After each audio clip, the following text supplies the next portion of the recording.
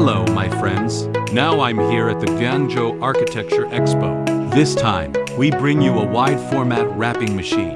Take a look at our process. This time, we are applying a wood veneer of PVC over calcium silicate boards. So let's see how this one is posted. This unit has a dusting and blowing device. This is the blowing device. So before we sheet stick, we will preheat the plates. This is our squeegee.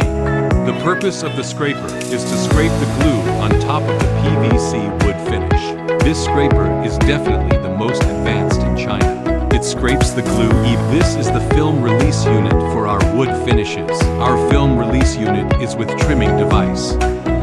We wrap the sides of the sheets with these wheels.